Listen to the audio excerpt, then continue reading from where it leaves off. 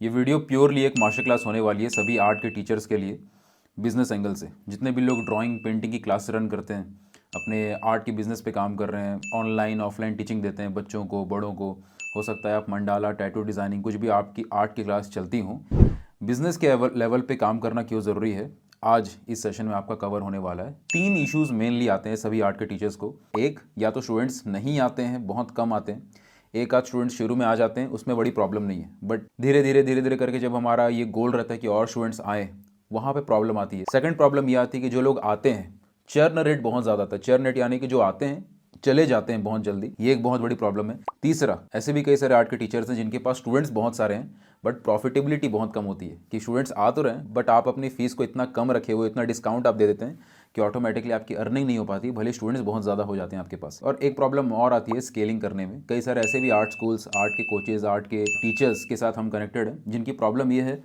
कि वो एक लेवल पे तो अर्निंग कर रहे हैं, उनके पास 50, 60, 100 बच्चे के आसपास हो गया है, बट अर्निंग के लेवल पे वो स्टक हैं और काफ़ी सालों से स्टक हैं। एक लेवल पे आके वो अपने अर्निंग के लेवल पे रुक जाते हैं। तो आज इस पूरे वीडियो के अंदर हम बिजनेस एंगल से बात करने वाले हैं कि कैसे आप अपनी आर्ट की क्लासेस, अपने आर्ट की स्कूल, अपने आर्ट की बिजनेस को, जहाँ पे आप अपनी आर्ट की नॉलेज शेयर करते हैं, उसके ऊपर काम कर सकते हैं। और कुछ की एरियाज़ पे आपको काम करने की ज़रूरत है, वो सारे पॉइंट्स में शेयर करने वाला हूँ। लोग कहते थे ड्राइंग और पेंटिंग में क्या रखा है, शर्मा जी के लड़के को देखो, आईआईटी वगैरह में जाओ। तो बचपन में ड्राइंग पेंटिंग स्केचिंग करता था तो रिश्तेदार आईआईटी की बात करते थे। आज आईआईटी में आके पेंटिंग्स की बात कर रहा हूँ, आई वो भी वीडियो रिश्तेदारों तक तो पहुंच ही जाएगी। As a professional artist last 2 से 3 सालों के अंदर हमने अपने रेवेन्यू को 10,000 पर एनम को 2 करोड़ प्लस पर एनम के रेवेन्यू पे ग्रो किया। सर बहुत इंस्पिरेशन मिलती है, कनेक्शन फील होता है। सो इंडिया में किसी आर्टिस्ट को प्रोफेशनल बनना है तो प्रोफेशनलिज्म, अर्निंग, इन सारे पॉइंट्स को लेकर उनको कंफर्टेबल फील करना पड़ेगा। इन लेसन्स के माध्यम से मैं अपने 9 साल की आर्टिस्टिक जर्नी को शेयर कर रहा हूँ, जिसमें बहुत सारे उतार चढ़ाव रहे, इस विजन के साथ कि ये लेसन्स जितने भी एस्पायरिंग सीरियस आर्टिस्ट हैं उन सबको बहुत हेल्प करे ग्रो करने में। वो आर्ट स्किल्स की बात हो या प्रोफेशनल लेवल पे बिजनेस एजुकेशन पे काम करने की बात हो, एंड इस विजन में मेरे साथ जुड़े रहने के लिए मैं आपका हमेशा आभारी रहूंगा। तो आज इस वीडियो में हम सारे मिस्टेक्स कवर करने वाले हैं जो आर्ट के टीचर्स फेस करते हैं अपनी आर्ट क्लास के बिजनेस को ग्रो करने के लिए। वो सारे मिस्टेक्स को नोट करते रहिएगा। Also you will get to know वो सारे मिस्टेक्स के सॉल्यूशन क्या हैं, सो दैट आपके पास एक step by step road map हो कि ये सारी चीज़ों को आपको इंप्लीमेंट करना है।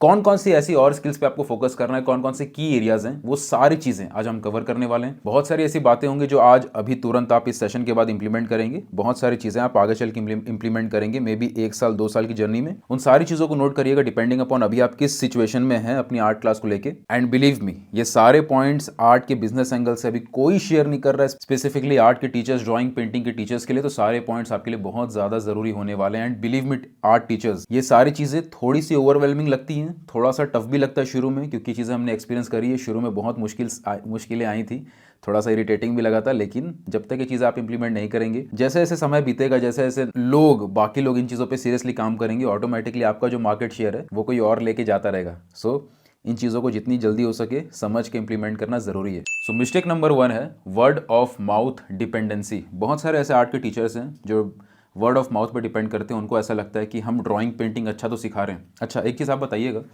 जितने भी यहाँ पे आर्ट के टीचर्स हैं, मैक्सिमम लोगों को ये चीज़ होती होगी कि जब आप ड्राइंग सिखाते हैं, पेंटिंग सिखाते हैं, या जो भी आर्ट फॉर्म आप सिखा रहे हैं, स्टूडेंट की तरफ से रिव्यूज़ बहुत अच्छे आते होंगे। वो बोलते तो होंगे कि सर, मैम, आप बहुत अच्छा सिखा रहे हो, मज़ा आ रहा है, या आपसे कनेक्टेड रहते होंगे। बच्चे तो क्लास छोड़ के जाने का नाम नहीं लेते हैं, वो जुड़ जाते हैं ड्राइंग पेंटिंग क्लास में, उनको इतना मज़ा आता है कि वो छोड़ के नहीं जाते हैं।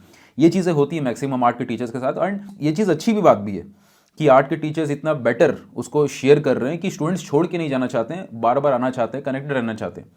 लेकिन वर्ड ऑफ माउथ डिपेंडेंसी आपका एक बहुत बड़ा प्रॉब्लम है। और ये चीज़ शुरू में मुझे भी फील होता था कि हाँ, मैं अच्छा सिखाऊंगा तो ऑटोमेटिकली लोग अपने आप आएंगे। वो एक बोनस है, लोग अपने आप आ रहे हैं, लोग अपने आप आपके पॉजिटिव रिव्यूज़ आप एक दूसरे को दे रहे हैं, ये बहुत अच्छी बात है। लेकिन उस पर डिपेंड नहीं होना है। और उसका सबसे बड़ा रीज़न ये है कि वर्ड ऑफ माउथ का कोई डेटा नहीं होता। आपको नहीं पता कि कितने लोग आपके बारे में पॉजिटिवली बाहर जाके शेयर कर रहे हैं और उसका डेटा क्या है, किस लेवल पे वो बातें कर रहे हैं, क्या बता रहे हैं, कितने लोग बता रहे हैं, कितने टाइम के अंदर बता रहे हैं। क्या हो सकता है आज आपकी क्लासेस अच्छी चल रही हैं, वो लोग बता रहे हैं, कुछ साल बाद या कुछ महीनों बाद कहीं पे बात हो गई तो पता चल गया। कुछ डेटा नहीं होता वर्ड ऑफ माउथ का। तो treat word of mouth as a bonus only. आपको वर्क करना पड़ेगा डेलिबरेटली मार्केटिंग के ऊपर। आपको डेलिबरेट मार्केटिंग एफर्ट्स डालने ज़रूरी हैं। मैक्सिमम आर्ट के टीचर्स ये गलती करते हैं कि वो अलग से अपनी मार्केटिंग प्लानिंग नहीं करते हैं।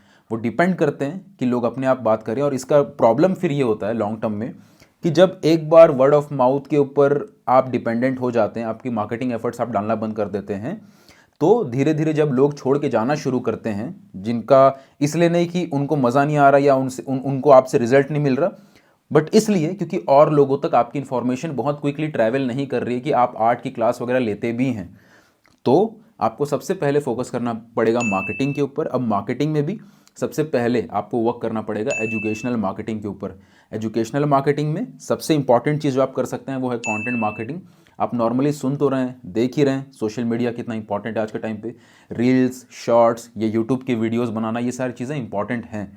और एक चीज़ जो मैंने बहुत इंपॉर्टेंस इसकी मैं समझी थी मैंने बहुत बाद में, जब अगर आप सोशल मीडिया पे कंटेंट नहीं बना रहे हैं उस टॉपिक के अराउंड, जिस टॉपिक पे आप पैशनेट हो, जिस पे आप सीरियस हो और उसको आप शेयर नहीं कर रहे हो, कोई और कर रहा होगा, कोई और सोशल मीडिया की इंपॉर्टेंस को समझेगा, उसमें एजुकेशनल कंटेंट बनाएगा और प्रॉपरली बनाएगा। और जितने भी लोग आज आपसे सीख रहे हैं आपकी आर्ट क्लास में, अपनी ड्राइंग, पेंटिंग, जो भी आप टैटू, मंडाला जो भी सिखाते हैं, जो लोग आज आपसे सीख रहे हैं, धीरे धीरे वो उनके पास जाएंगे जो अपनी एजुकेशनल मार्केटिंग पे वर्क कर रहा है। क्योंकि एजुकेशन मार्केटिंग सिर्फ प्रमोशंस नहीं होते, सिर्फ एडवर्टीजमेंट नहीं होती जैसे पुराने ज़माने में होता था। एजुकेशनल मार्केटिंग में लोग अपनी नॉलेज शेयर कर रहे होते हैं, अपना जिस भी टॉपिक पे, जिस भी सब्जेक्ट पे उनकी एक्सपर्टीज़ है उसको शेयर कर रहे होते हैं। आज हम लोग इन सब टॉपिक्स पे नॉलेज शेयर कर रहे हैं, उससे पहले हमने इसके ऊपर काफ़ी काम किया and now we are able to share all this things with all the art teachers. Okay, तो जिस भी टॉपिक पे आपकी एक्सपर्टीज़ है, be it drawing, painting, sketching, mandala, tattoo, fashion designing, architectural works, जो भी आपका निश है, उसके ऊपर अगर आप अगर अपनी एजुकेशन शेयर नहीं कर रहे हैं तो कोई और व्यक्ति जो कर रहा होगा, सारे लोग उसके पास धीरे धीरे जाएंगे और आपका मार्केट शेयर चला जाएगा। So that is why you should focus on this की एरिया कि आप अपनी एजुकेशनल मार्केटिंग पे काम करें वेरी सीरियसली। सी प्रॉब्लम क्या होती है, एजुकेशनल मार्केटिंग जब मैं बात कर रहा हूँ कि कंटेंट बनाना है, सोशल मीडिया पे आपके अपने एजुकेशन को बनाना है, तो इसमें बहुत सारी चीज़ें आएंगी कि हाँ आपको शूट्स करने पड़ेंगे, फिर वीडियो एडिटिंग करनी पड़ेगी, फिर उसको पोस्ट करना, फिर इसमें रेगुलर बेस पे फिर कंसिस्टेंसी मेंटेन भी करना, एक एक्स्ट्रा टास्क ऐड हो जाता है। आपकी रेगुलर काम से हट के फिर आप एक और काम निकाल के, टाइम निकाल के इतना एफर्ट्स मारते हो, और एक साल तक, कम से कम मान के चलो एक साल तक आपको बहुत बड़े रिजल्ट्स दिखाई भी नहीं देंगे। तो बहुत मुश्किल होता है ये चीज़ के ऊपर कंटिन्यू कर पाना। और शुरुआत में अगर आप नए हो तब तो और डिफ़िकल्ट फील होगा कि शूट करो, पोस्ट करो, एडिट करो, अलग से इतना टाइम कौन निकालेगा। हमारे पास तो टाइम नहीं, हम तो अपनी आर्ट क्लास रन करते हैं। एक आर्ट स्कूल के ओनर के साथ हमारी मीटिंग थी, उन्होंने बताया कि हम अपनी आर्ट स्कूल रन कर रहे हैं बट सोशल मीडिया इशू है उनका। कई सारे आर्ट के स्कूल्स के ओनर्स का सोशल मीडिया इशू है। तो उन्होंने जब बताया तो हमने वो चीज़ समझी, उनको यही शेयर किया कि अभी आप टाइम नहीं निकाल पा रहे हो, अभी आप बिजी हो, अभी आपका ऑलरेडी क्लास जमा हुआ है, आपका स्कूल जमा हुआ है, इतने लोग आ रहे हैं, सारी चीज़ें सही चल रही हैं, अभी आप टाइम नहीं निकाल रहे हो, आपको लग रहा है कि ऐसा चलता रहेगा, बढ़िया चलता रहेगा। लेकिन ये चीज़ समझिएगा, अभी आप एफर्ट नहीं डालोगे, अभी आप टाइम नहीं निकालोगे तो ऑटोमेटिकली कुछ सालों बाद वो चीज़ें आपको घटती हुई नज़र आएंगी और आप सडन फिर कुछ नहीं कर पाएंगे। अचानक से ही चीज़ें नहीं होंगी, आपको शुरू से चीज़ों को ठीक करते रहना पड़ेगा। क्योंकि अगर लोग आपसे हटना शुरू हो जाते हैं, आपकी मार्केटिंग बहुत स्ट्रांग नहीं है, एंड सोशल मीडिया आपको फ्री एक बेनिफिट दे रहा है, आपके पास सोशल मीडिया है, आप कंटेंट डालते हैं, लंबे समय तक जब आप डालते रहेंगे, मिनिमम 1 साल का समय अगर आप लेके चल रहे हैं। अच्छा, इसको इस तरीके से लीजिएगा, अगर कोई आपको बोले कि ना 1 साल तक आपकी जो अर्निंग रहेगी वो थोड़ी कम हो जाएगी।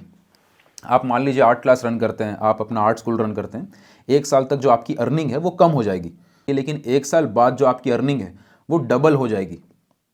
अगर ऐसा बोला जाए तो आप तैयार हैं इसको करने के लिए? मैक्सिमम लोग बोलेंगे हाँ हम तो रेडी हैं, 1 साल थोड़ा कम सह लेंगे, लेकिन उसके बाद अगर डबल हो सकती है तो बहुत अच्छी डील है ये। तो इसको उस वे में आपको लेना पड़ेगा कि 1 साल आपको समय निकालना पड़ेगा मिनिमम अपने कंटेंट मार्केटिंग के ऊपर, ताकि उसका रिजल्ट्स आपको अगले साल बहुत ही हायर लेवल पे दिखने को मिले। क्योंकि एक बार आपने वो चीज़ सेट कर ली, अपने डिजिटल एसेट्स सेट कर लिए। डिजिटल एसेट यानी कि जो social media, YouTube channel, Instagram channel से, ये सब डिजिटल एसेट की तरह है आपका। एक बार वो चीज़ें सेट हो जाती हैं तो ऑटोमेटिकली आपको लॉन्ग टर्म बेनिफिट देखने को मिलता है। और इसमें कंसिस्टेंसी अगर आप मेंटेन करते चले जाते हैं तो ऑटोमेटिकली आपकी ग्रोथ तो होती ही होती है, आपको बहुत सारे और भी अपॉर्चुनिटीज़ मिलती है जो आपकी लॉन्ग टर्म ग्रोथ के लिए, आपकी लॉन्ग टर्म आपकी ब्रांड बिल्डअप के लिए बहुत ज़रूरी है। अगर आप सोशल मीडिया पे मान लीजिए कंटेंट बना रहे हैं, रेगुलर बेस पे बना रहे हैं, तो आपकी मार्केटिंग तो हो रही है, लोग आपकी एजुकेशन के बारे में, आपकी नॉलेज के बारे में उनको फ्री में पता चल रहा है, आपके पढ़ाने का तरीका, आपकी नॉलेज को शेयर करने का तरीका, लोगों को वैल्यू मिल रही है, वो आपके बारे में जान पा रहे हैं, तो लोग मार्केटिंग तो हो ही रही है। लेकिन इसके अलावा और भी बहुत सारे बेनिफिट्स हो जाते हैं। कल के डेट में अगर आप एड्स रन करते हैं तो ऑटोमेटिकली एड्स का जो क्लिक थ्रू रेट है, लोगों को एड्स के ऊपर जब हम क्लिक करते हैं उसको क्लिक थ्रू रेट बोला जाता है, तो लोग आपकी एड्स पे क्लिक करें, इन सब के चांसेस भी बढ़ जाते हैं फ्यूचर में, जब लोग आपको पहले से जान रहे होते हैं सोशल मीडिया के माध्यम से, क्योंकि नए चेहरे को क्लिक करना चांसेस कम रहता है, रेजिस्टेंस ज़्यादा मिलता है। एक तो ये चीज़ें हो गई, एंड और भी जो ब्रांड डील्स हैं, कोई गैलरी से आपको ऑफर आ गया, किसी और इंस्टीट्यूट में आपको कोई स्पीच देने के लिए, कुछ और चीज़ के लिए ऑफर आ गया, तो ऑटोमेटिकली आपको पर्सनल ब्रांड पे काम करने की बहुत सारी अपॉर्चुनिटीज़ मिलनी शुरू हो जाती हैं। ये सारे बेनिफिट्स हैं। अच्छा, एक बेनिफिट जो मैं हमेशा शेयर करता हूँ सोशल मीडिया मार्केटिंग का, कंटेंट क्रिएशन का, वो है ये कि आपका काम पर डे की जो क्वालिटी है काम का, पर डे का जो आपका एफर्ट है वो ट्रिपल हो सकता है, ट्रिपल हो जाएगा। मान लीजिए आप हर दिन 8 घंटा काम करते हैं, एक्टिवली आप हर दिन 8 घंटा काम करते हैं, ओके, क्या हो जब आप सो रहे हो, कहीं घूमने गए हो, कहीं और आपका अपना टाइम बिता रहे हो, तब भी आपका काम अपने आप चल रहा हो। मज़ेदार चीज़ है, इंपॉर्टेंट चीज़ है। ये चीज़ पॉसिबल है सोशल मीडिया के माध्यम से, and that is why all the art teachers, it is very much important कि आपका कंटेंट क्रिएशन होता रहे, ताकि जब आप सो रहे हो या कुछ और काम कर रहे हो तब भी लोग आपके कंटेंट को देख रहे हो, एंड ऑटोमेटिकली जो 8 घंटा पहले आप एफर्ट डालते थे, अब वो बाकी 24 घंटे तक वो एक्सटेंड हो जाएगा। बाकी टाइम भी आपके कंटेंट रन हो रहे होंगे सोशल मीडिया प्लेटफॉर्म पे। जिस समय आप काम नहीं कर रहे हैं उस वक्त भी कोई आपका सोशल मीडिया पे आपकी रील, आपका शॉर्ट, आपका यूट्यूब का कंटेंट देख रहा होगा, एंड वो नर्चर हो रहा होगा, आपके बारे में जान रहा होगा, एंड वहाँ से आपको बहुत सारे लीड्स, बहुत सारे इंक्वायरीज मिलनी शुरू हो जाती हैं। So first mistake, word of mouth dependency, इसको छोड़ के आपको डेलिबरेट एफर्ट्स पे जाना होगा मार्केटिंग के लिए। Mistake number 2, no knowledge about email marketing. Email marketing एक बहुत इंपॉर्टेंट मार्केटिंग का जरिया है और ये चीज़ आपको समझनी ज़रूरी है। एक चीज़ समझ के चलिए एवरीबडी, आप अपनी आर्ट क्लासेस रन तो कर रहे हैं, आपका पैशन है ड्राइंग सिखाना, पेंटिंग सिखाना, बट यहाँ पे आज हम इस सेशन में बात कर रहे हैं आपकी आर्ट क्लास को ग्रो करने के लिए। ये सारी चीज़ें सीखने की ज़रूरत आपको है। ईमेल मार्केटिंग बहुत कई सालों से चलता आ रहा है, बट स्टिल आज के टाइम पे भी इतने सारे आर्ट के टीचर्स हैं, ड्राइंग, पेंटिंग, टीचिंग दे तो रहे, बट उनको अभी तक ईमेल मार्केटिंग की क्लैरिटी नहीं है। जो भी आप ईमेल्स आपके पास आते हैं रेगुलर बेस पे, अलग अलग कंपनियों के जो ईमेल्स आपको आते हैं, वो सब क्या है? ईमेल मार्केटिंग का जरिया है। अगर आपने प्रॉपरली ईमेल मार्केटिंग को सीखने के ऊपर एफर्ट्स डाला तो बहुत ज़्यादा रेवेन्यू, बहुत ज़्यादा ग्रोथ आपको वहाँ से मिलनी शुरू हो जाएगी। तो ईमेल मार्केटिंग एक स्किल है जो आपको सीखनी ज़रूरी है। अगर आपका थॉट है कि मेरी ये आर्ट क्लास रन हो रही है, मेरा ये आर्ट स्कूल, मेरा आर्ट का बिजनेस रन हो रहा है, मुझे इसको ग्रो करते रहना है, तो आपको ये चीज़ें सीखनी पड़ेंगी। इसका कोई अल्टरनेटिव नहीं है कि आप ये बोलें कि अभी मैं बिज़ी हूँ।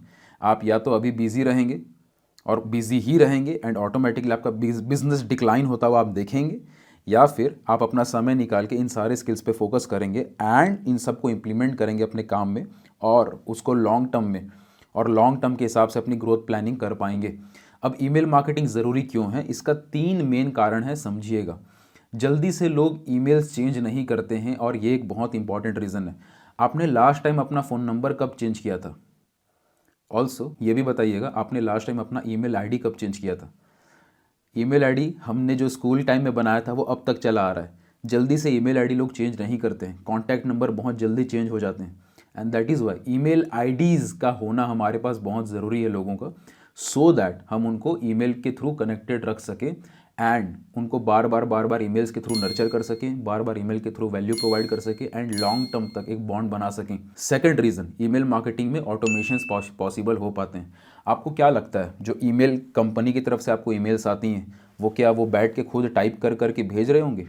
नहीं, ईमेल मार्केटिंग के अंदर ऑटोमेशन सेट करी जाती हैं कि ये ईमेल इतने तारीख को इतने बजे अपने आप चले जाए, ये ईमेल इतने तारीख को अगर किसी ने इस चीज़ को ज्वाइन किया, किसी ने आपके वर्कशॉप के लिए रजिस्टर किया, तो ऑटोमेटिकली ईमेल उनको 2 दिन बाद इतने टाइम को इतने बजे अपने आप चले जाए। एक ईमेल सुबह अपने आप चले जाए या 2 घंटे पहले रिमाइंडर के तौर पे अपने आप चले जाए। सारे ऑटोमेशन सेट करे जाते हैं सो दैट सारी ईमेल्स अपने आप जाती रहे, और ये बहुत बड़ा एक एडवांटेज दे देता है किसी भी बिजनेस के लिए, सो दैट वो कनेक्टेड रहें अपनी ऑडियंस के साथ। तो एक बार वो अपना सीक्वेंस सेट कर देते हैं कि हाँ ये नर्चरिंग ईमेल्स है, ये वैल्यू जाएगी, इस तरीके से जाएगी, इतने तारीख को जाएगी, इतने दिन बाद जाएगी, पूरा। कई लोग तो साल साल भर का पूरा सीक्वेंस सेट करके रखते हैं। कई लोग पूरा एक सीक्वेंस ऑटोमेशन में सेट करके रखते हैं कि किसी ने अगर यहाँ पे रजिस्ट्रेशन किया तो उसके बाद क्या ईमेल जानी है, कब जानी है, कैसे जानी है, और अगले लेवल पे कैसे लेके जाना है, वो सारी चीज़ें सेट करी जाती हैं। तो ऑटोमेशन बहुत बड़ा एक एडवांटेज देता है किसी भी बिजनेस के लिए। आप बैठ के एक एक चीज़ को नहीं कर रहे होंगे और धीरे धीरे धीरे धीरे आपको ऑटोमेशंस पे आना पड़ेगा उन कामों को लेके जहाँ पे आपका टाइम जा रहा है, तभी आप अपने काम को ग्रो कर पाएंगे। आप दिन भर बैठ के अपनी क्लास पे सिखाते ही रहेंगे तो ग्रो करना पॉसिबल नहीं है। That is Y email marketing is the one of the most important skill जो आपको सीखनी है। इसके अलावा एक रीज़न और रहता है ईमेल मार्केटिंग का, वो कि यहाँ पे थोड़ी सी एक ऑफिशियल एक ऑथेंटिसिटी बढ़ जाती है जब आप किसी को ईमेल के थ्रू कनेक्ट करते हैं। हाँ, एक बात है कि ईमेल का ओपनिंग रेट काफ़ी कम है। अगर मैं हमारी इंडस्ट्री की बात करूँ, ड्राइंग आर्ट की फील्ड की बात करूँ, तो इस फील्ड में ओपनिंग रेट काफ़ी कम है बिजनेस की फील्ड के कंपैरिजन में। अगर कोई और पर्सन है, कोई बिजनेस रिलेटेड कोई फील्ड है, तो वहाँ पे ओपनिंग रेट ज़्यादा होते हैं। ओपनिंग रेट यानी कि कितने परसेंटेज ऑफ ऑडियंस ईमेल खोल के देखती है, बहुत कम है ओपनिंग रेट, कुछ परसेंटेज 2-3% ही होगा, ओके, मुश्किल से हमारी फील्ड में। लेकिन वो जो 2-3% है वो बहुत वैल्यू रखता है। हमें लगता तो है बहुत कम लोग खोल रहे हैं, लेकिन जितने कम लोग खोल रहे हैं उसके अंदर भी कन्वर्जन काफ़ी हायर बढ़ जाते हैं। और ये चीज़ें आपको लॉन्ग टर्म में धीरे धीरे समझ में आनी शुरू होगी जब आप इसको ईमेल मार्केटिंग को एक इंपॉर्टेंट स्किल की तरह लेंगे और इसको सीखना शुरू करेंगे। तीसरी बड़ी मिस्टेक है नो नर्चरिंग। नर्चरिंग का मतलब ये होता है कि जितनी भी लीड्स आपके पास आती हैं, जितने भी लोगों का डेटा आपके पास है, नेम, नंबर, ईमेल आईडी, जो जितने भी लोगों का आपके पास है, जिन्होंने कभी भी आपके ऊपर इंटरेस्ट दिखाया है कि हाँ मुझे आपसे सीखना है, या आपकी वर्कशॉप पे आना है, या आपकी क्लासेस में आना है, उन सारी लीड्स को नर्चर करना बहुत ज़रूरी है। लीड्स कोई काम के नहीं है अगर वो नर्चर्ड ना हो। ओके, सो नर्चरिंग ना करना, ये बहुत सारे आर्ट के टीचर्स गलत कर रहे हैं। अंडरस्टैंड, जो भी लीड्स आपके पास आती है, मान लो आप एक वर्कशॉप कर रहे हैं, उस वर्कशॉप के लिए आपने एडवर्टाइज़ किया, 50 लोगों ने इंटरेस्ट दिखाया कि हम आना चाहते हैं, हम और जानना चाहते हैं, इसकी डिटेल्स जानना चाहते हैं। उस 50 लोगों ने 5 लोगों ने आपका रजिस्ट्रेशन कंप्लीट किया कि हाँ उन्होंने पे किया, बट बाकी जो 45 पीपल बच गए उन्होंने पे नहीं किया बट वो इंटरेस्टेड थे, उन्होंने आज हाँ नहीं बोला, दैट डजेंट मीन कि वो कभी हाँ नहीं बोलेंगे। तो उन लोगों को नर्चर करना ज़रूरी है।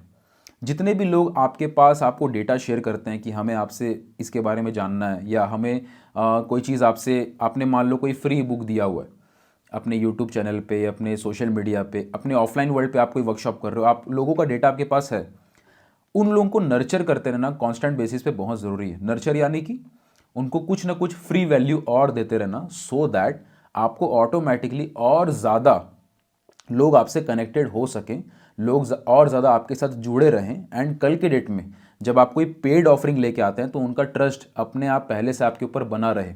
और ये चीज़ समझना बहुत ज़रूरी है कि आप सिर्फ लोगों से पैसे नहीं मांगते रहेंगे कि हाँ मेरी वर्कशॉप है आइए, मेरी क्लास है आइए, मेरा ये क्लास चल रहा है यहाँ पे आइए। आपका भी रिस्पॉन्सिबिलिटी बनता है कि उनको आप फ्री में और ज़्यादा वैल्यू दें, सो दैट उनको समझ में आए कि आपके ऊपर ट्रस्ट किया जा सकता है।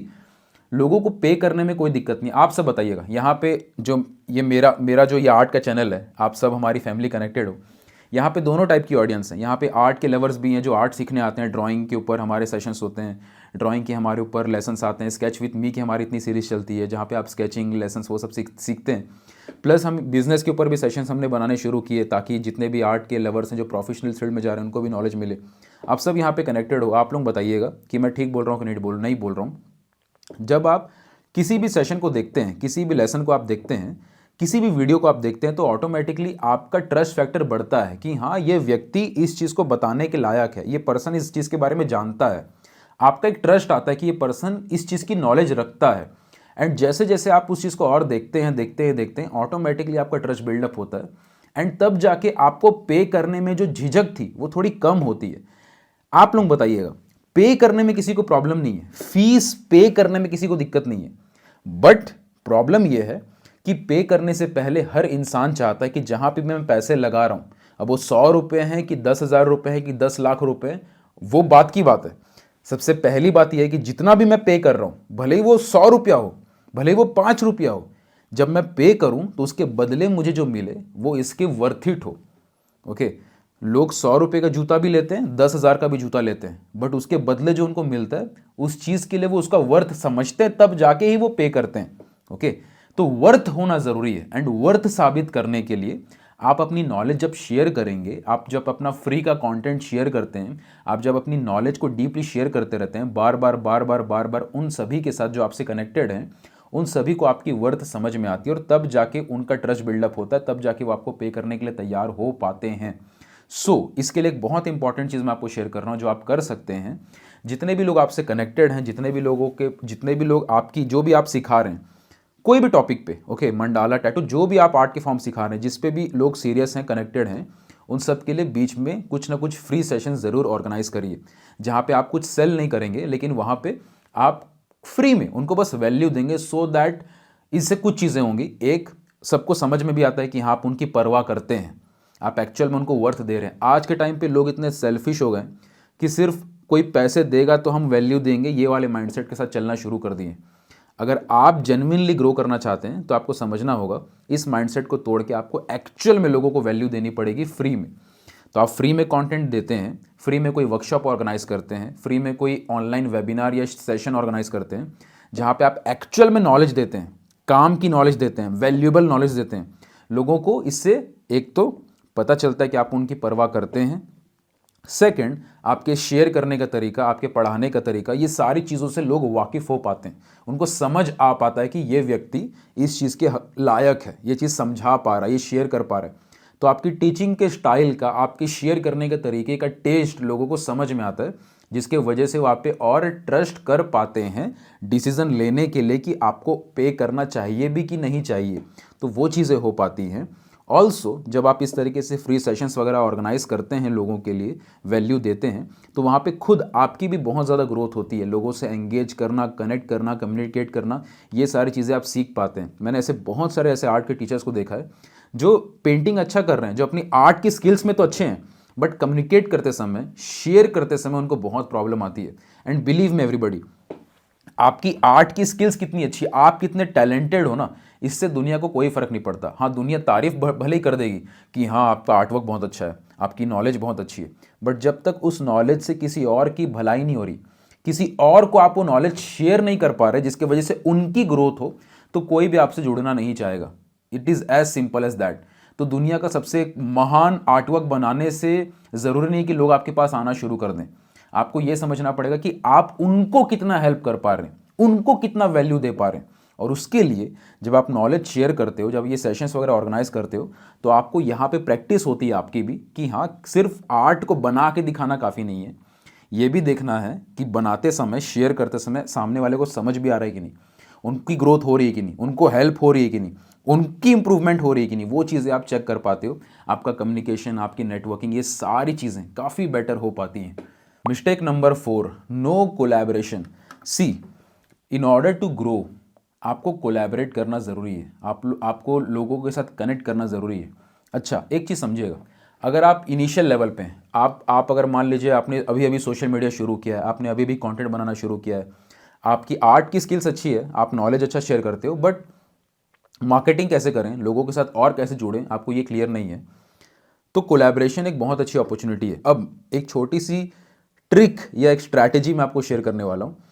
शुरू में क्या होता है, आपकी अगर अच्छी खासी फॉलोइंग नहीं है, मान लो आपके 1000, 2000, 3000, 5000 फॉलोअर हैं, और आप किसी ऐसे पर्सन को मैसेज कर रहे हो जिसकी 50,000, 1 लाख, उससे ज़्यादा की फॉलोइंग है, तो वो आपसे क्यों कनेक्ट होना चाहेगा? ऑब्वियस सी बात है, कोई पर्सन तभी कनेक्ट होना चाहेगा जब उसको भी वैल्यू मिले। और ये एक बेसिक सिद्धांत है, बेसिक प्रिंसिपल है जो आपको समझना है कि कोई भी पर्सन आपके साथ तभी कनेक्ट होना चाहेगा जब आप उनको भी वैल्यू दे सकें। आप सिर्फ अपने लोग क्या सिर्फ अपने फायदे के हिसाब से जाते हैं, तो कोई कनेक्ट नहीं होना चाहेगा। जब दोनों तरफ से म्यूचुअल ग्रोथ होती है, म्यूचुअल एक बेनिफिट होता है, तब जाके लोग कनेक्ट होना चाहते हैं। तो आप तभी कोलैब कर सकेंगे हायर लेवल के पर्सन के साथ जिनके पास अच्छी खासी फॉलोइंग है, जिनका अच्छा खासा नाम है मार्केट के अंदर। जब आप अपने कुछ उस लेवल पे पहुंचे हो, या उस लेवल पे आपका खुद का एक सब्सक्राइबर बेस हो, या कुछ तो ऐसा हो जो आप प्रोवाइड कर सके जिससे सामने वाले को भी वैल्यू मिले, तो शुरू में आपको अच्छे कोलैबोरेशंस मिलने मुश्किल हैं। लेकिन स्ट्रैटेजी यहाँ पे ये है कि आप वो भी कर सकते हो। कैसे? आप जो अच्छे लेवल पे काम कर रहे हैं, जो पर्सन अच्छे लेवल पे जिनका एक रेपुटेशन है, या हो सकता है जो आर्ट के लवर्स हैं, जिनका वर्क बहुत अच्छा है और उनके साथ आपको एक बॉन्डिंग बनती दिखती है कि हाँ ये पर्सन की फ़िलॉसफी, ये पर्सन का थॉट प्रोसेस जो है मेरा भी वही है, इनके साथ मैं जुड़ के कुछ एक लाइव स्ट्रीम कर सकता हूँ या एक इंस्टाग्राम पे लाइव आ सकती हूँ, इनका इंटरव्यू ले सकती हूँ या ले सकता हूँ, ऐसे आपके थॉट्स हैं। तो वो चीज़ें आपको करनी चाहिए। उसके लिए क्या कर सकते हो, बिगनिंग में आप उनको अपने इंटरव्यूज़ के लिए बुला सकते हो। इंटरव्यूज़ के लिए जल्दी से लोग मना नहीं करते हैं। ओके, तो वहाँ वहाँ पे दो चीज़ें होती हैं। पहला, आपको एक कोलैबोरेशन अपॉर्चुनिटी मिल जाती है जो आपकी लर्निंग ग्रोथ में हेल्प करता है, लोगों से कनेक्ट करने में हेल्प करता है। दूसरा, आपको आपका एक अथॉरिटी बिल्डअप हो जाता है। आप ऑटोमेटिकली देख पाते हैं कि हाँ इस पर्सन ने अपनी फील्ड में एक अच्छा रेपुटेशन बनाया है और आप उनके साथ कनेक्ट हो रहे हैं, तो ऑटोमेटिकली क्रेडिबिलिटी ट्रांसफ़र हो जाती है। आप उनके उनके नाम के सहारे आप ये शो कर पाते हैं कि हाँ आपकी भी अथॉरिटी है, कि आप इन सारे पर्सन से कनेक्टेड हैं। इसको मार्केटिंग के लैंग्वेज में क्रेडिबिलिटी ट्रांसफ़र बोला जाता है। और ये सारी चीज़ें बहुत ज़रूरी हैं ग्रो करने के लिए। जब तक आप अकेले काम कर रहे हैं, आप किसी के साथ कोलैब करने का आपका थॉट प्रोसेस नहीं है, और कोलैबोरेशन का मीनिंग समझिएगा, कोलैब कर रहे हो आप, ओके, आप किसी को यूज़ नहीं कर रहे हो। आप किसी को ये नहीं बोल सकते कि हाँ मेरे साथ जुड़ जाइए, और फिर आप वो नहीं जुड़ते हैं या आपको वो रिप्लाई नहीं करते, तो आप ये बोलते हो कि ये तो जुड़ना नहीं चाहते, ये तो हेल्प नहीं कर रहे, ये तो सेल्फिश हैं। अगर आप चाहते हो कि कोई और सेल्फिश ना बने और वो आपको हेल्प करे, तो बेसिकली आप सेल्फिश बन रहे हैं खुद। आपको कोलैब करना है, यानी कि दोनों का बेनिफिट के बारे में सोचना है। अगर आप सामने वाले को वैल्यू एडिशन करवा पाएंगे, आप कुछ ऐसा शेयर कर पाएंगे उनको कि हाँ इस रीज़न से हम कोलैब कर रहे हैं, या आज इस इंटरव्यू में आज आप हमारी इस सेशन में आके आप अपना स्टोरी शेयर कर सकते हो, अपने बारे में बता सकते हो हमारे व्यूअर्स को। लोग आना चाहेंगे, उनको वैल्यू मिल रही होती है, तो आपसे कनेक्ट होना चाहेंगे। तो आपको ये सारे दिमाग लगाना पड़ेगा कि हाँ किस टाइप की ऑडियंस के साथ, किस टाइप के लोगों के साथ मैं कोलैब कर सकता हूँ या कर सकती हूँ, सो दैट आपका एक अथॉरिटी बिल्डअप हो, आप कनेक्ट करें और लोगों के साथ जुड़ना सीखें, और शेयरिंग होगी तो आपके जो म्यूचुअल फॉलोअर्स हैं, अगर आपके पास थोड़ी बहुत भी फॉलोइंग है और सामने वाले के पास भी अच्छी खासी फॉलोइंग है, तो दोनों के फॉलोअर्स को अच्छा खासा एक वैल्यू मिल पाता है, तो एक म्यूचुअल बेनिफिट हो पाता है। तो ये सारी चीज़ों के ऊपर आपको फोकस करना है कि कोलैबोरेशन अपॉर्चुनिटी पे आपको फोकस करना है। अब कोलैबोरेशन कई तरीके के हो सकते हैं। हो सकता है किसी इंडिविजुअल से हो जो अच्छे फॉलोइंग पे हो या अच्छा खासा उनका रेपुटेशन हो, ऐसा भी हो सकता है। किसी ऐसे पर्सन से हो जिनकी फॉलोइंग उतनी अच्छी खासी नहीं है लेकिन नॉलेज अच्छी खासी है, लेकिन आपको पता है कि उनके साथ कनेक्ट करेंगे तो वैल्यू ऑडियंस को बहुत अच्छी मिल सकती है। बेसिकली ऑडियंस को एक अच्छी वैल्यू जा रही है आपके कोलैबोरेशन करने से, तो वो चीज़ हो सकती है। हो सकता है किसी ब्रांड के साथ कोलैब करना हो, ब्रांड वाले तभी आते हैं मेनली जब आपके पास अच्छी खासी फॉलोइंग हो, तो ब्रांड डील्स आपको मिलने के चांसेस रहते हैं। और वहाँ पे भी मैं आपको ये रेकमेंड करूँगा कि उन्हीं ब्रांड के साथ काम करिए जिसके साथ आप एक सिनर्जी फील करते हैं, आपको लगता है कि हाँ हमारा एक तालमेल सही बैठेगा। जैसे अगर मैं आपको अपना एग्जांपल दूं, तो कई सारे ब्रांड डील्स हमारे पास आते हैं अलग अलग चीज़ों के लिए। कोई कपड़े की कंपनी आ जाती है ब्रांड डील करने के लिए, कोई कॉस्मेटिक की कंपनी आ जाती है, कभी कोई हेल्थ रिलेटेड कंपनी आ जाती है, कभी कोई ये सब गेम वाली कंपनी आ जाती है कि इस गेम को प्रमोट कर दो, उस गेम को प्रमोट कर दो। जो यूट्यूब में आपने देखा होगा कई सारे लोग गेम्स वगैरह प्रमोट करते रहते हैं, बैटिंग ऐप्स प्रमोट कर दो, ये सारे ऑफर्स आ जाते हैं कई बार। लेकिन यहाँ पे फिर आपकी रिस्पॉन्सिबिलिटी बनती है कि आप उन सारे चीज़ों से भी बचें, उन चीज़ों को प्रमोट ना करें, क्योंकि कई लोगों को फ़र्क नहीं पड़ता कि वो कुछ भी प्रमोट कर देते हैं, उनको किसी बात से फ़र्क नहीं पड़ता। लेकिन जब आप एक एजुकेशनल फील्ड में हैं, जब आप एजुकेशन रिलेटेड बातें कर रहे हैं, तो वहाँ पे आपको ज़्यादा फ़र्क पड़ना चाहिए। क्योंकि एक व्यक्ति जो एजुकेट कर रहा है, जो नॉलेज शेयर कर रहा है, जिसका धर्म टीचिंग है, एज ए टीचर आप गलत चीज़ों को प्रमोट करेंगे तो वो ज़्यादा गलत इंपैक्ट डालता है। तो इन चीज़ों से बचिएगा, सो दैट आपको रेपुटेशन, आपकी ऑनेस्टी, आपका जो एक इमेज है वो क्लीन रहे। आप सही चीज़ों के साथ कोलैब करें, आप सही ब्रांड के साथ कोलैब करें, और ये चीज़ों को भी ध्यान रखना है अगर आपको लॉन्ग टर्म में ग्रो करते रहना है तो। Mistake number 5, ignored power of testimonials. अगर आप टेस्टिमोनियल्स कलेक्ट नहीं कर रहे हैं तो आप उसकी पावर को अभी आप नहीं समझ पाए हैं। सॉल्यूशन, रिव्यू कलेक्टिंग प्रोसीजर आपके पास होना चाहिए कि आप रेगुलर बेस पे रिव्यूज़ कलेक्शन कर सकें। अंडरस्टैंड एवरीबॉडी, जब दो ऑप्शन आपके सामने होते हैं, आप अमेज़ॉन पे जाते हो और आपको एक सामान दिखता है जिसमें 5 स्टार रिव्यू है लेकिन 20 लोगों ने रिव्यू किया है, और एक सामान दिखता है जिसमें 4.7 स्टार है, इसमें 5 स्टार था, इसमें 4.7 स्टार है। आप कौन सा लेंगे? आप बोलोगे 5 स्टार वाला, लेकिन ये 4.7 स्टार को 10,000 लोगों ने रिव्यू किया है, इसमें 20 लोगों ने किया है, ऑटोमेटिकली इसको आप लेंगे। सेम चीज़ होती है किसी भी इंडस्ट्री में। अगर आप ड्राइंग पेंटिंग की क्लास रन कर रहे हैं, मेक श्योर करिए कि अब आपके पास रिव्यू कलेक्शन का सिस्टम होना चाहिए। कई लोग अपनी आर्ट क्लास रन कर रहे हैं, कई साल से रन कर रहे हैं, बट अगर आप उनसे रिव्यूज़ के बारे में पूछेंगे तो रिव्यू के नाम पे उनके पास ये होता है कि हाँ बच्चे तारीफ़ तो करते हैं, बच्चे बोलते तो हैं, या स्टूडेंट्स बोलते तो हैं उनकी ग्रोथ हुई है, या दो चार एग्जांपल्स होते कि हाँ ये स्टूडेंट्स ने यहाँ पे काम किया था, स्टूडेंट्स ने इतना इंप्रूव कर लिया, इसकी इतनी इंप्रूवमेंट हो गई। 4 5 6 नाम होते हैं मुश्किल से, और डॉक्यूमेंटेड नहीं होते। डॉक्यूमेंटेड रिव्यूज़ टेस्टिमोनियल्स आपके पास होने ज़रूरी हैं। हो सकता है उन्होंने आपको ट्रस्ट पायलट पे रिव्यूज़ दिया हो, कोरा पे रिव्यूज़ दिए हों, या आपके पास टेस्टिमोनियल्स वीडियोज़ हों, और ये चीज़ें बहुत ज़रूरी हैं आपको ग्रो करते रहने के लिए। एग्जाम्पल के तौर पे जब मैं अपनी एकेडमी रन करता था, arena art academy offline world में, तो जितने भी बच्चे आते थे, अब रिव्यू आप ऐसे नहीं बोलेंगे बच्चों को कि हाँ बताइए कैसा लगा, आप अलग अलग तरीके निकालते हैं। तो वहाँ पे हम बच्चों को कुछ कुछ क्वेश्चंस पूछते थे कि ये वाला आर्टवर्क पहले नहीं बनता था, अब कैसा लग रहा है इसको बना के, या इसको बनाने के बाद मज़ा आया, जो भी फन वे में, सो दैट वो बताएं भी, उनका कॉन्फिडेंस क्योंकि बढ़ता था, क्योंकि पहले जो आर्टवर्क नहीं बना पाते थे कुछ महीनों बाद वो बहुत अच्छे से बना लेते थे। तो ये सारी चीज़ें जब हम करते थे तो हमारे पास इतने सारे रिव्यूज़ कलेक्ट हो गए थे जो इजीली हम यूज़ कर पाते थे हमारे सोशल मीडिया चैनल्स पे, हमारे गूगल बिजनेस प्रोफाइल की लिस्टिंग पे। और ये सारी चीज़ें पेरेंट्स को देख के भी अच्छा लगता था कि उनके बच्चे कॉन्फिडेंटली कैमरा में चीज़ें शेयर कर रहे हैं, अपने आर्टवर्क की स्टोरीज दिखा रहे हैं। एंड पेरेंट्स खुद भी चाहते थे उस वीडियोस को, उस टेस्टिमोनियल्स को वो दूसरों लोगों को शेयर करें, तो उनके लिए भी आसान हो जाता है आपके रिव्यूज़ को आगे चल के दूसरों को दिखा पाना। एक तो ये तरीका है कि हाँ पेरेंट्स बच्चों का आर्टवर्क आपने इंप्रूव करवाया, पेरेंट्स दूसरों को बता रहे हैं कि हमारे बच्चे का आर्टवर्क इंप्रूव हुआ। दूसरा तरीका कि पेरेंट्स बच्चों किसी और को दिखा रहे हैं उन बच्चों का रिव्यूज़ या बच्चों के टेस्टिमोनियल्स जो आपके गूगल बिजनेस प्रोफाइलिंग पे या आपके सोशल मीडिया पे अपलोडेड है। तो रिव्यू कलेक्शन का प्रोसीजर होना चाहिए। प्रोसीजर यानी कि ऐसा नहीं कि हाँ कभी मन किया तो रिव्यू ले लिए, कभी भूल गए, कभी बोला कि हाँ आज मन नहीं कर रहा देखते हैं रिव्यू मिल जाए तो ठीक है। नहीं, आपका एक प्रोसेस होना चाहिए कि आपकी इस तरीके से क्लासेस चलती हैं, उस क्लासेस के बाद एक टाइम होना चाहिए कि किस मोमेंट पे आप रिव्यू लें, और रिव्यू के बदले क्या कुछ आप इंसेंटिव दे सकते हैं सामने वाले को सो दैट आपको रिव्यू कलेक्ट हो जाए। सबसे पहले इसका पावर समझिएगा, एक रिव्यू 100 प्रोमिसेस के बराबर होता है।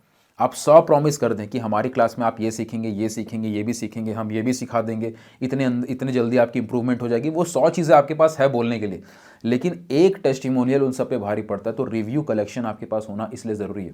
जितना ज़्यादा पावर होगा आपके रिव्यू, आप खुद सोचिए अमेज़ॉन पे या कहीं भी आप जाते हैं या कोई नई मूवी लॉन्च होती है, तो भले ही 100 लोगों ने उसके बारे में बहुत, या जो डायरेक्टर है, प्रोड्यूसर, उन्होंने 100 चीज़ें लिखी होंगी, मूवी में ऐसा होगा, पावर पैक एक्शन होगा, ये होगा, कमाल की स्टोरी है, ये है वो है, बट किसी ने नीचे रिव्यू में 1 स्टार दिया और बोला है कि बहुत ही वाहियात मूवी है, ना तो ये अच्छा है, ना तो डायरेक्शन अच्छा है।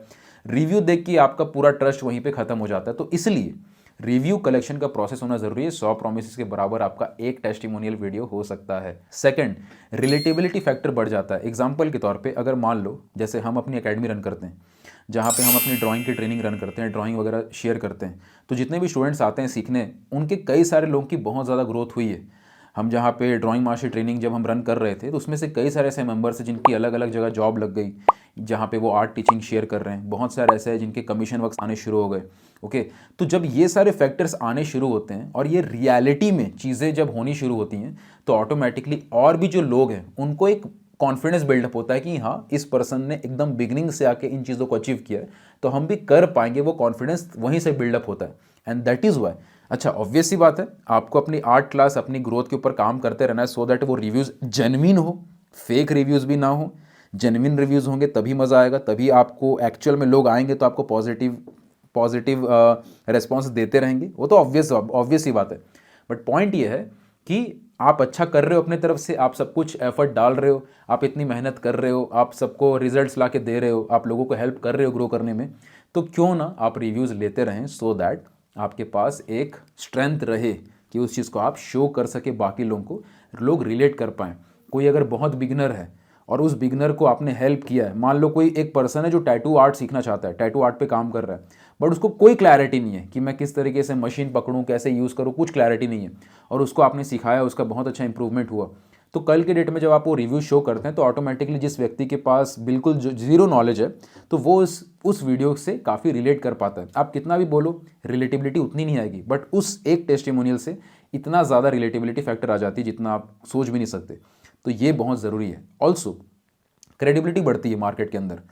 आप अगर नए हो, आप पहली बार, आपको अभी आप आपको लोग बहुत ज़्यादा नहीं जानते हैं, आपको बहुत ज़्यादा इतनी मार्केटिंग नहीं हुई है, आपका बहुत ज़्यादा सोशल मीडिया पे ऐसी कोई ग्रोथ नहीं हुई है, बहुत ज़्यादा आपका एक मार्केट में एक ट्रस्ट नहीं है, तो इन सारे रिव्यूज़ की वजह से आपका एक क्रेडिबिलिटी फैक्टर बढ़ता है। लोग ट्रस्ट कर पाते हैं जब वो देखते हैं कि हमारे जैसे कॉमन लोग जो बहुत बिगनर लेवल पे थे या जिनकी ये सेम इश्यूज़ थी, इश्यूज़ होने के बाद भी उन्होंने ग्रो करके दिखाया, तो ऑटोमेटिकली आपकी क्रेडिबिलिटी बढ़ पाती है। और दैट इज़ वाई रिव्यूज़ एक बहुत बड़ा फैक्टर रोल प्ले करता है। अब कई लोग बोलते तो हैं कि हम रिव्यूज़ लेते हैं, हमने स्क्रीनशॉट्स लिया, यहाँ पे व्हाट्सएप पे किसी ने पॉजिटिव रेस्पॉन्स दिया तो हमने स्क्रीनशॉट ले लिया, बट 2 4 10 5 रैंडम रिव्यूज़ नहीं। यहाँ पे मैं बात कर रहा हूँ एक प्रॉपर प्रोसीजर होने का, कि आप कुछ भी प्रोग्राम रन कर रहे हैं, अपनी क्लासेस, अपनी कोर्सेस, अपने online trainings, online offline classes, कुछ भी आप अपनी आर्ट स्कूल कहीं भी रन कर रहे हो, एक प्रोसेस सेट करो सो दैट आपको पता हो कि इतना टाइम पे इतने लोग आते हैं, उसके बाद इतने महीने सीखते हैं, इतने महीनों बाद एक टाइम आता है जहाँ पे हम रिव्यू कलेक्ट कर पाते हैं। तो वो पूरा प्रोसेस आपको पता होगा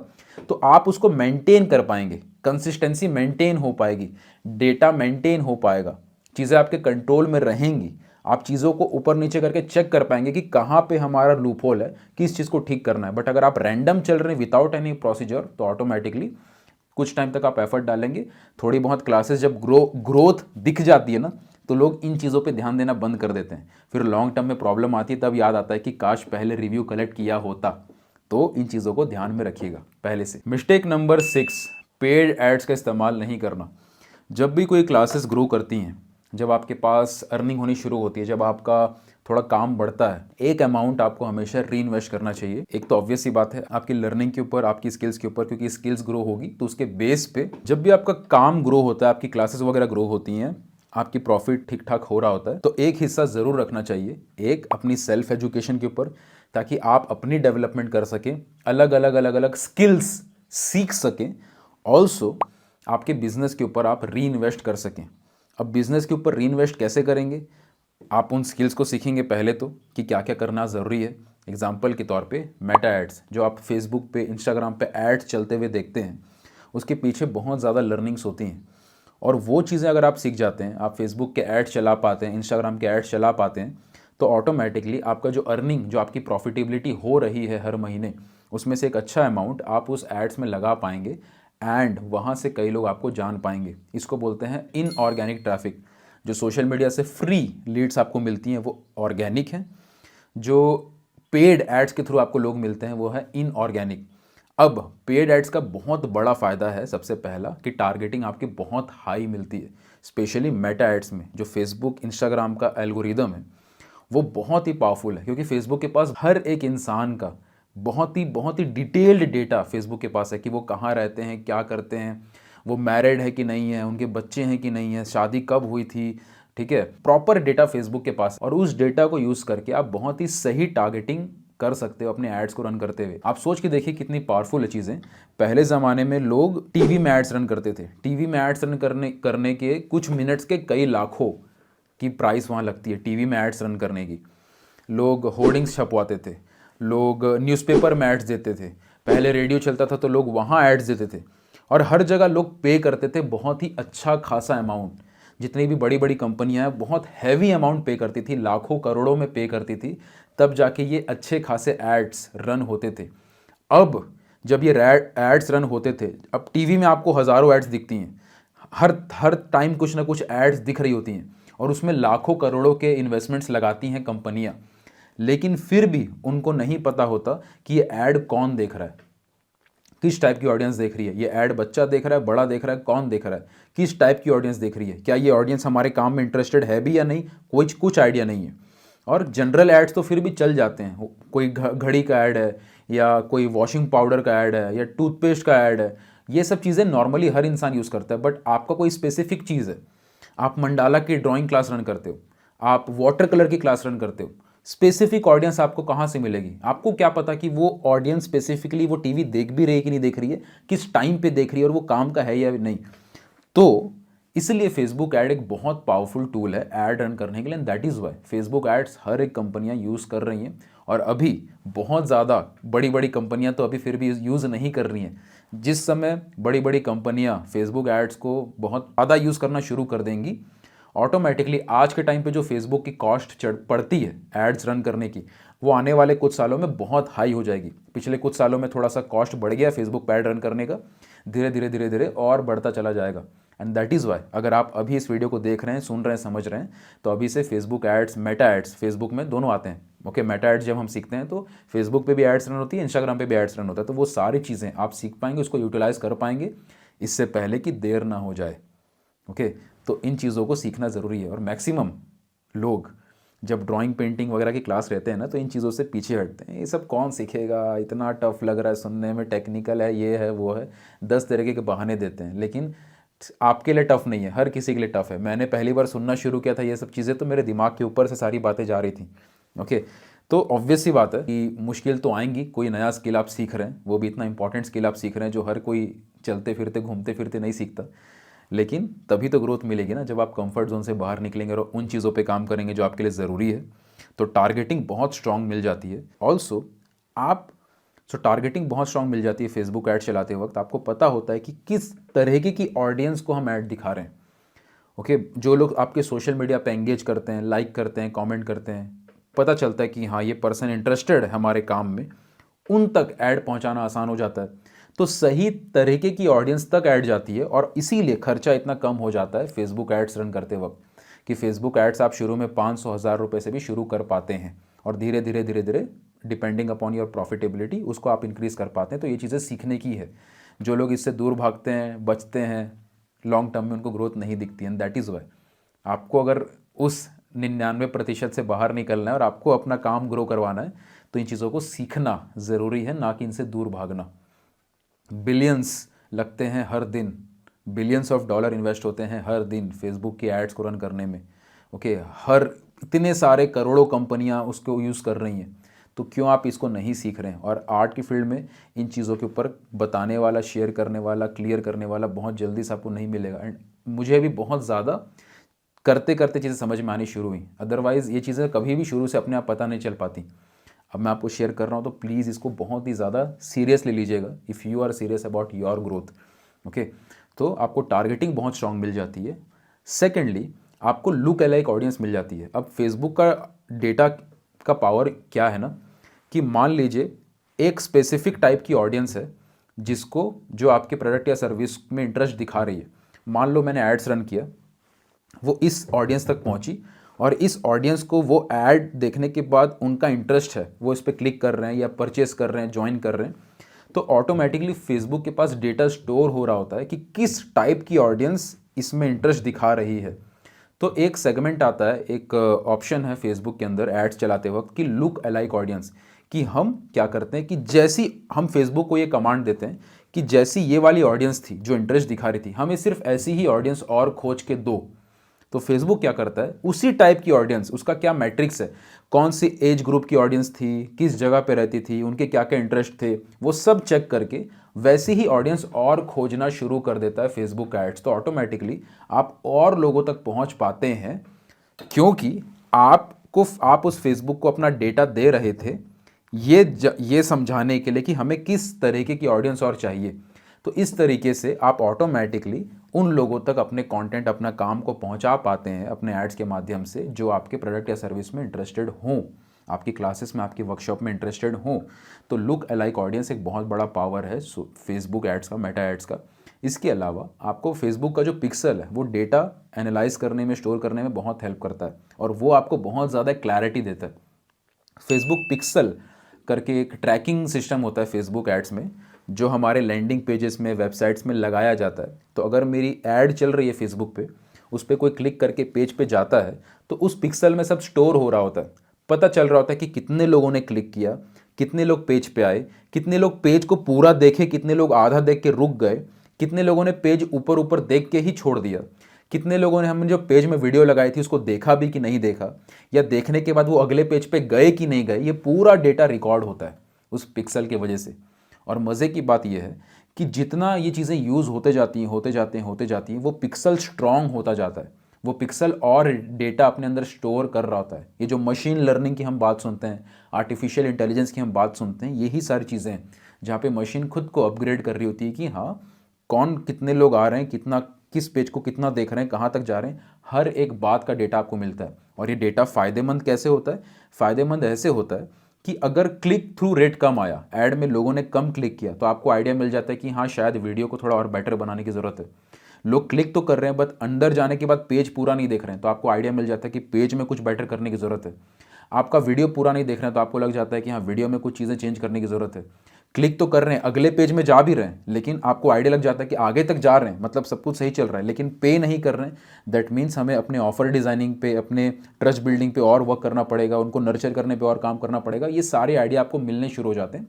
उसके बेस पे आप और बेटर डिसीजंस ले पाते हैं अपनी क्लासेस वगैरह को रन करते वक्त, और ये सारी चीज़ों को आप इंप्लीमेंट कर पाते हैं।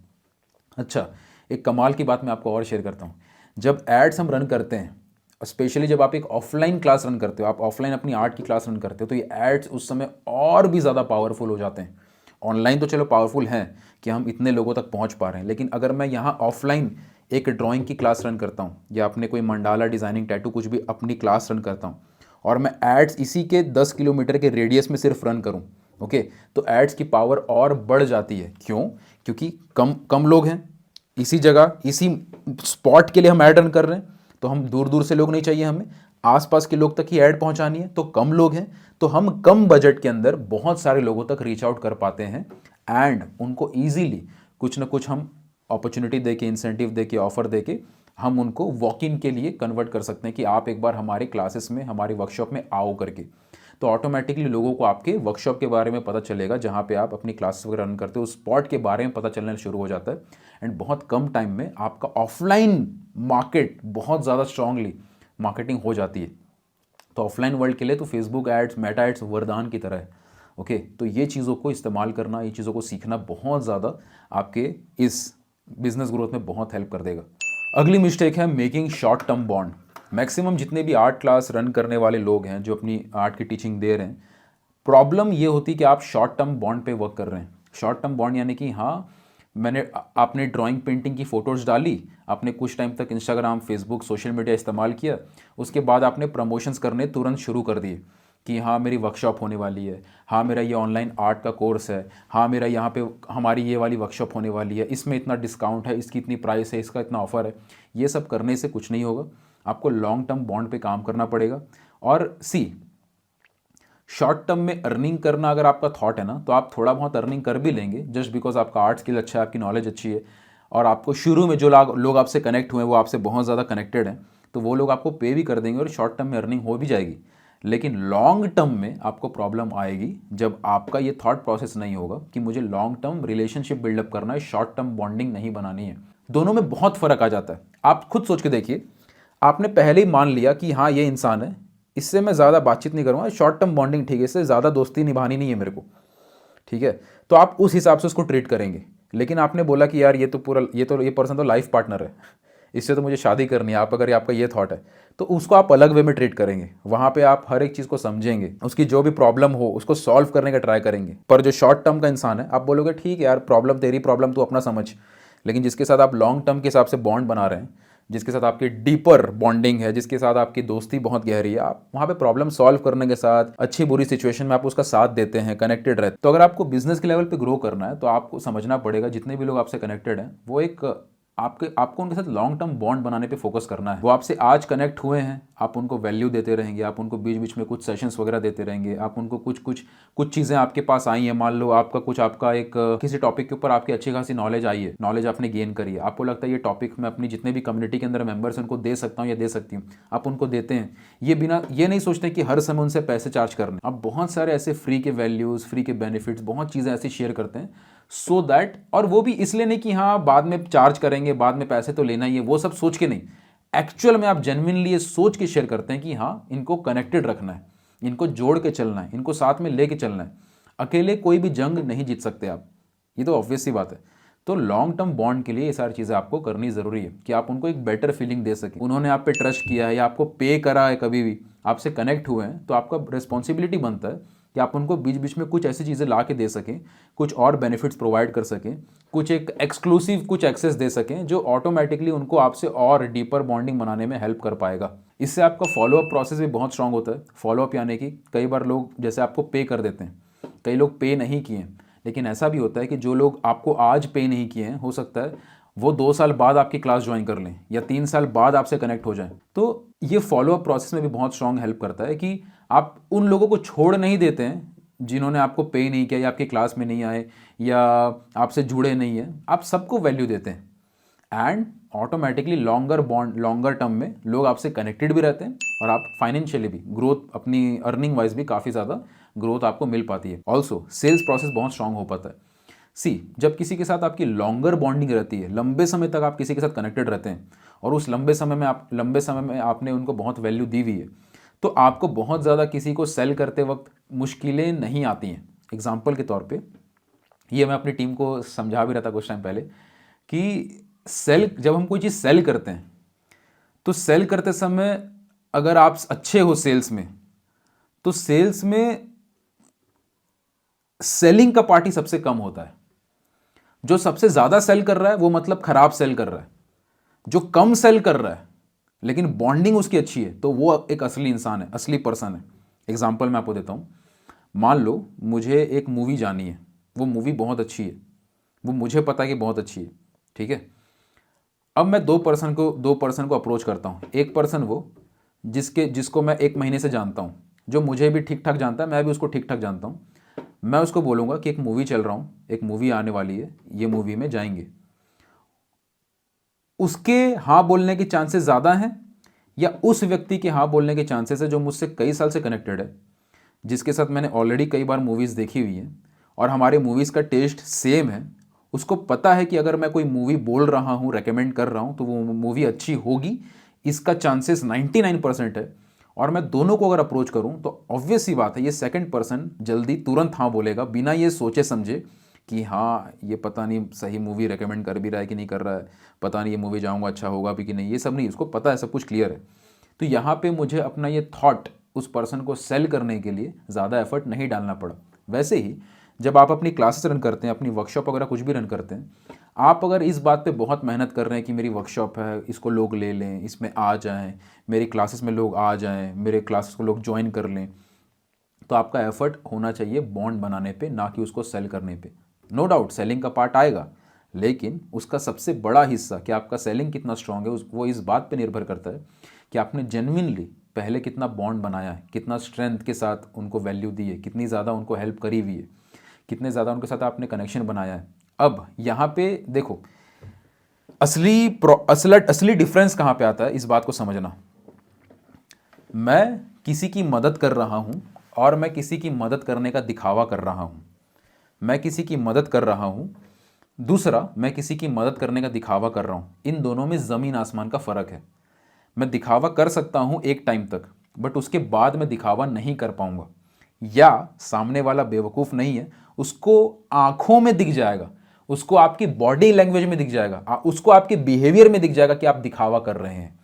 या कभी भी गलती से आपने पीठ पीछे बुराई करी या कुछ और किसी को बताया, कहीं ना कहीं से उसको पता चल जाएगा, और जितना भी आपने एफर्ट डाला था, जितना भी आपने दिखावा करने का ढोंग रचा था, वो 3 सेकंड लगेगा ख़त्म होने में, बल्कि अब दुनिया का सबसे बड़ा दुश्मन आपका वो बन जाएगा, ठीक है। लेकिन अगर आप किसी को जेन्युइनली हेल्प कर रहे हैं, समझना दोनों में फ़र्क कहाँ पे आता है, और ये चीज़ें बिजनेस में कितनी इंपॉर्टेंट है कि कहाँ पे लोग गलत कर जाते हैं। कहीं पे आप जेन्युइनली हेल्प कर रहे हो, आपका दोस्त है वो कुछ गलत रास्ते पे जा रहा है, ठीक है, आपने उसको जेन्युइनली रोका, वो बोलेगा यार तू मेरा इतना अच्छा दोस्त है, मेरे को मना कर रहा है, मेरे साथ नहीं आएगा तू। आप बोलोगे नहीं, मेरे को पता है ये तेरे लिए गलत है, दोस्ती टूटे तो टूटे, लेकिन ये गलत काम मैं तेरे को नहीं करने दूंगा।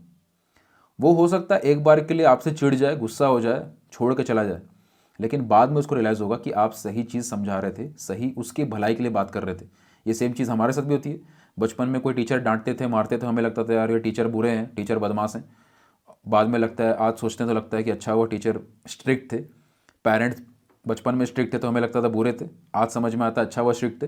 तो कुछ चीज़ें बाद में रियलाइज़ होती हैं, और जब वो रियलाइज़ हो जाती हैं, जब हमें खुद समझ में आता है कि इन्होंने हमारे लिए बहुत अच्छा सोचा था, तब जाके हम उनसे और ज़्यादा कनेक्ट हो जाते हैं। वैसे ही जब आप किसी को वैल्यू देते हैं, कुछ नॉलेज शेयर करते हैं, किसी को हेल्प करते हैं, आपकी एजुकेशन को शेयर करते हैं, कंटेंट बनाते हैं, किसी को अपने सेशंस में बुलाते हैं, उनको वैल्यू देते हैं, दोनों थॉट प्रोसेस वाले आदमी रहते हैं। एक ये सोच के चलता है कि मैं वैल्यू दूंगा, मैं कंटेंट बनाऊंगी, मैं उनको फ्री सेशन में बुलाऊंगा, उनको फ्री में चीज़ें दूंगा क्योंकि कल के डेट में मुझे इनसे पैसे चार्ज करने हैं। ये एक व्यक्ति की थॉट होती है। दूसरा ये थॉट होता है कि नहीं, मुझे तो वैल्यू देनी है, मुझे तो हेल्प करना है क्योंकि मेरा पैशन है ये अपनी नॉलेज शेयर करना, तो वो अपनी जेन्युइनली हेल्प करते हैं। हाँ, कल की डेट में उनके पास कोई पेड ऑफरिंग आती है जहाँ पे वो और ज़्यादा वैल्यू दे सकें या और ज़्यादा पर्सनलाइज्ड सपोर्ट दे सकें और ज़्यादा डीपर उनके साथ बॉन्ड बनाने के लिए उनको और वैल्यू दे सकें, तब जाके वो इजीली बता पाते हैं कि सी हमारा ये पेड ऑफरिंग है, हमारी ये पेड क्लासेस है या वर्कशॉप्स हैं, इसके लिए इतनी चार्जेस होने वाली हैं, इसमें आप ये सारी चीज़ों पे आप काम करने वाले हैं। और फिर आपके पास रिव्यूज़ टेस्टिमोनियल्स भी अगर होते हैं उस वक्त तो आप वो भी बता पाते हैं। तो ऑटोमेटिकली वहाँ पे उतना एफर्ट आपको डालना नहीं पड़ता है जितनी ज़्यादा स्ट्रॉन्गर बॉन्डिंग और जितना ऑनेस्टी के साथ आपने पहले नर्चरिंग किया है, वैल्यू दिया है।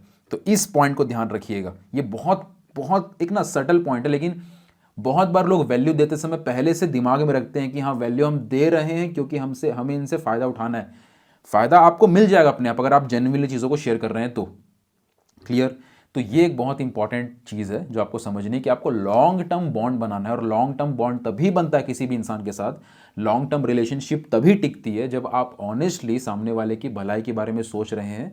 हो सकता है, और अच्छा यहाँ पे एक बेनिफिट और है, जब आप लॉन्ग टर्म किसी की भलाई के बारे में सोचते हैं तो कई बार ऐसा होता है कि, और ये सेलिंग करते वक्त बहुत काम आता है, जब आप लॉन्ग टर्म किसी की भलाई के बारे में सोचते हैं और आपको पता होता है कि इस पर्सन की भलाई के बारे में मैं सोच रहा हूँ या सोच रही हूँ, और आपको पता होता है कि आपका कोई प्रोग्राम है, आपका कोई वर्कशॉप की आपकी कोई क्लासेस है जो कि बहुत एक्चुअल में बहुत कमाल की है, बहुत एक्चुअल में कोई वैल्यूएबल है, और आपको पता होता है कि ये अगर ये सामने वाला लेगा तो इसका बहुत ज़्यादा टाइम बच जाएगा, इसका बहुत ज़्यादा जो ये टाइम वेस्ट कर रहा है वो बच जाएगा, इसका एफर्ट्स बच जाएगा, इसको बहुत अच्छा ग्रोथ मिलेगा, इसको रेस्पॉन्स बहुत अच्छा मिलेगा। तब आप जब सेल भी करते हो तो आप ऑनेस्टी के साथ सेल कर पाते हो। आपका वो कन्विक्शन रहता है कि यार मिस मत करो या इस चीज़ को मिस मत करो, वो चीज़ें आप बता पाते हैं। क्योंकि जो लोग सेल करने में डरते हैं अक्सर ये होता है कि उनको अपने प्रोडक्ट या सर्विस के ऊपर खुद भरोसा नहीं होता। जिनको खुद की प्रोडक्ट या सर्विस पे भरोसा होता है वो सेल भी बहुत ईमानदारी से और बहुत पैशन के साथ कर पाते हैं। एंड दैट इज़ वाई आपको हमेशा ये चीज़ ध्यान में रखनी है कि आप लॉन्ग टर्म रिलेशनशिप पे फोकस करें और आप इतनी वैल्यू देते रहें कि कल के डेट में जब आपका कोई paid offering, paid classes, paid workshop वगैरह हो तो आप ऑनेस्टी के साथ उस चीज़ को भी बता पाएँ और उतने पैशन के साथ ही बता पाएँ। और ये चीज़ बहुत ज़रूरी है आपके प्रोफेशनल ग्रोथ के लिए। तो ये थे 7 मिस्टेक्स जो नॉर्मली जितने भी drawing class, painting class, art teachers करते हैं। इन चीज़ों पे काम करिए एंड बताइएगा कि कौन सी गलतियां आप इसमें से कर रहे हो और किन चीज़ों पे आप काम करने वाले हो। कमेंट सेक्शन में अपने रिव्यूज़ दीजिएगा, क्योंकि जब आप बताते हैं तो एक बहुत ज़्यादा क्लैरिटी मुझे मिल पाती कि क्या इस तरीके के कंटेंट में लेके आऊँ, नहीं लेके आऊँ, क्या ये चीज़ें हेल्प कर रही हैं एक्चुअल में आर्ट के टीचर्स को। मैं बहुत पैशनेट हूँ आर्ट के टीचर्स को लेके, क्योंकि आर्ट के टीचर्स इकनॉमी को बढ़ाने में हेल्प कर रहे हैं, आर्ट की इकनॉमी को। क्योंकि जब कोई आर्ट की टीचिंग लाइन में अपनी एजुकेशन शेयर करता है, डजेंट मैटर आप कौन सा आर्ट फॉर्म से शेयर कर रहे हैं, आप ट्रेडिशनल आर्ट फॉर्म सिखा रहे हैं, आप टैटू आर्ट सिखा रहे हैं, डिज़ाइनिंग, पेंटिंग, ड्राइंग, स्केचिंग, कुछ भी आप सिखाते हैं ना, तो बहुत लोगों को उसके बारे में पता चलता है। आर्ट का मार्केट एक्सपैंड हो पाता है। अदरवाइज आर्ट का मार्केट श्रिंक होते होते ख़त्म हो जाएगा अगर आर्ट के टीचर्स नहीं होंगे और अच्छे आर्ट के टीचर्स नहीं होंगे तो। And that is Y really want जितने भी आर्ट के टीचर्स हैं वो अपने बिजनेस स्किल्स पे काम करें, अपनी नॉलेज पे काम करें और इन चीज़ों को इस्तेमाल करके अपनी क्लास को ग्रो करें, ताकि आपकी पर्सनल प्रॉफिटेबिलिटी तो बढ़े ही बढ़े, आर्ट की अवेयरनेस भी बढ़े और भी आर्ट के लवर्स को मौका मिले इस फील्ड में प्रोफेशनली आने का, ग्रो करने का, और नए लोगों को, बच्चों को, पेरेंट्स को आर्ट की नॉलेज समझ में आए और आर्ट का मार्केट एक्सपैंड कर सके, आर्ट की वैल्यू लोगों को समझ में आए। और इस चीज़ के लिए टीचर एक बहुत बड़ा रोल प्ले करने वाले हैं और टीचर्स का स्ट्रांग होना ज़रूरी है। और टीचर का स्ट्रेंथ तभी बढ़ेगा जब टीचर अपने आप को ग्रो कर पाएंगे, जब उनके पास लोग आ पाएंगे, और उनकी ग्रोथ के लिए ये सारे स्किल्स पे काम करना ज़रूरी है। क्योंकि कहते हैं ना कि कोई किताब अगर बहुत अच्छी लिखी हुई है लेकिन उसको किसी ने पढ़ा नहीं तो कौन बोलेगा कि अच्छी लिखी हुई है। तो इसीलिए जिस पर्सन ने बहुत अच्छी किताब लिखी है उसका धर्म है कि उस किताब को और लोगों तक पहुंचा सके, मार्केट कर सके, सेल कर सके, सो दैट और लोगों को पढ़ने का मौका मिले, ताकि बुरी किताबें जो लोग पढ़ रहे थे उनके सामने एक अच्छी किताब का उदाहरण पहुंच सके।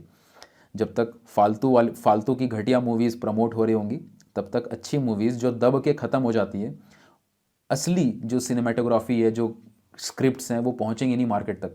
And that is Y art teacher का स्ट्रांग होना, जो अच्छे आर्ट के टीचर्स हैं, जो अच्छी नॉलेज शेयर करते हैं, जिनके वजह से आर्ट की अवेयरनेस स्ट्रांगली फैल रही है, जिनकी वजह से लोगों को ग्रोथ मिल रही है, उनका ग्रो होना बहुत ज़रूरी है। दैट इज़ वाई अगर इस तरह के वीडियोज़ आपको पसंद आते हैं, मैं और ऐसे लेसन्स लेके आऊँगा।